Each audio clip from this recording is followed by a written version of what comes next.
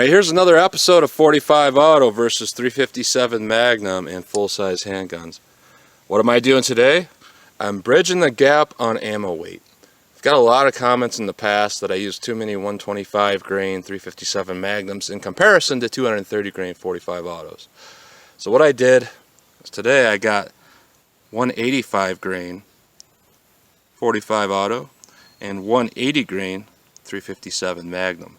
This bridges the gap quite a bit. However, if you can see that crimp line down there in the middle of the brass there, that's almost as far down as that bullet goes. It's a very long, skinny bullet. Same kind of thing here.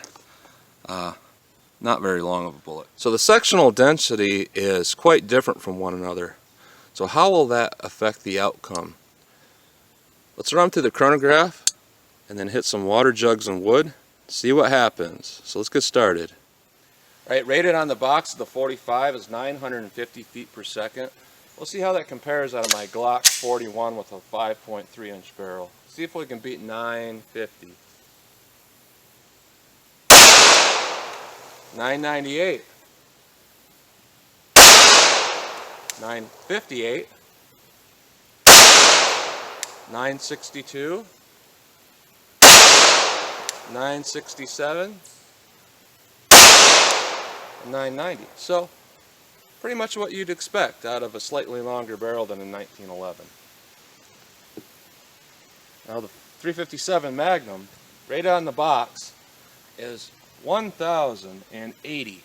Let's see what we get out of this 4-inch barrel 686. See if we beat 1080. 1084. 1101. 1080 exactly. 1117. 1113. So I'd say both of these ammos are very realistic with their numbers. They accurately put the right velocity on those. So let's see what happens when we hit water jugs and wood now. Alright, I got 4 layers of denim, and I'm going to hit the water jugs, see what happens. Hopefully we'll catch the bullet, but I got this board on the back in case we don't catch the bullets. At least we'll see if it hits that. So let's see how the 45 Auto does in the 185 grain.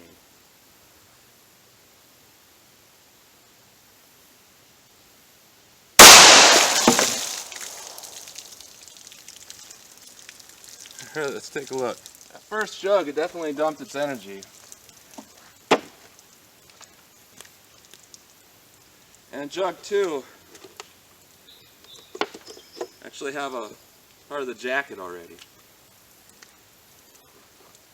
Bullets in jug 3, that's it. Kind of expected that. I got total jacket separation. Here it is, there's another piece of it. But look at the bullet here. That's an easy 3/4 of an inch plus. So huge, huge expansion. My guess is that's kind of a soft lead, because we didn't get much penetration at all. Huge expansion. We'll see how that compares to the 357 Magnum now. Alright, here's the 180 grain 357 Magnum. To be honest, I do expect different results. I have another 4 layers of denim patch. We'll see what we get with the 180 grain 357 Mag.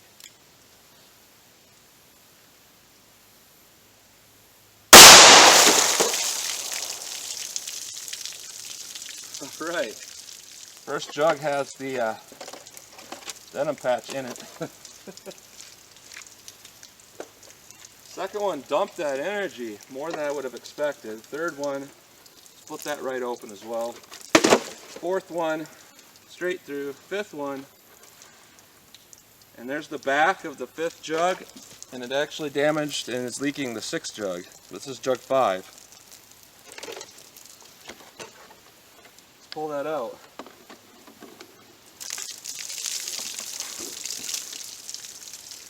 And here's what we get with the 180 grain 357 Magnum.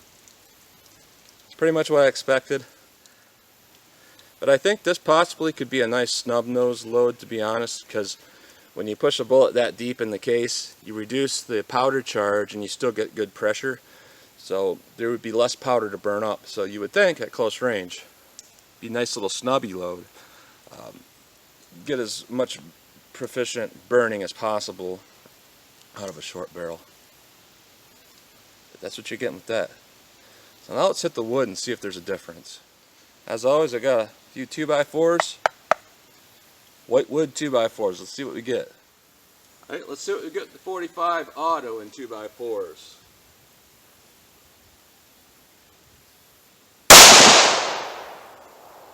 Talk about momentum there. Actually split the tape a little bit on that 45.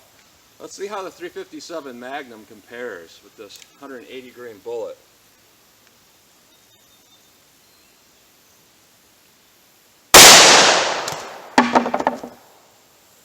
I would say a little more.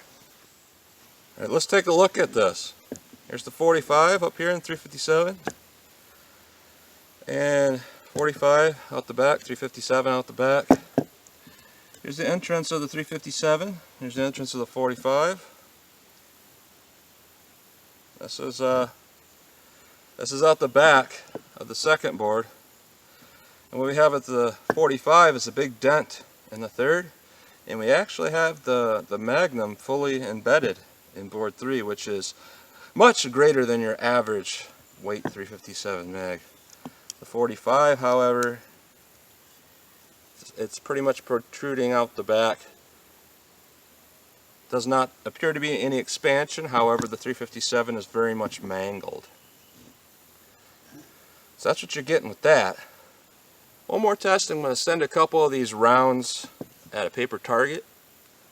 And we'll see how well they group for me from about 7 yards. Alright, I'm about 7 yards. I'll see how these rounds group. Here's the 45, and I'll shoot the 357.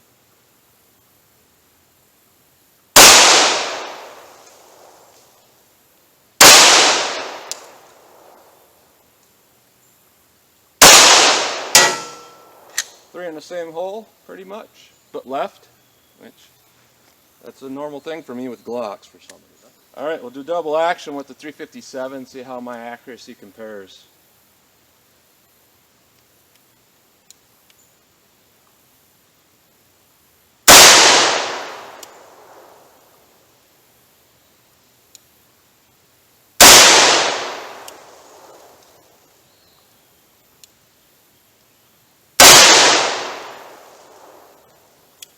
Alright,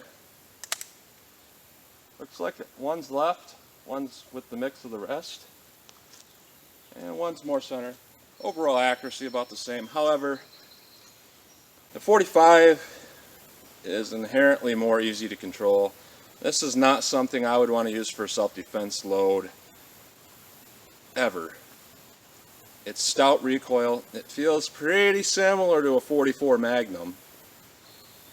Feels similar to a 44 Magnum with a 180 grain bullet. So it is a little bit much for recoil, even in this 39 ounce gun. And even though before I said it might make a good snub nose load, personally I would avoid that for a snub nose because the recoil was actually quite horrendous. So overall, 45 is a good personal protection load. That's what it's designed for. And I can see a whole wealth of reasons why you'd want to use it. Reduces your overall gun weight. It's going to move faster, avoid over penetration.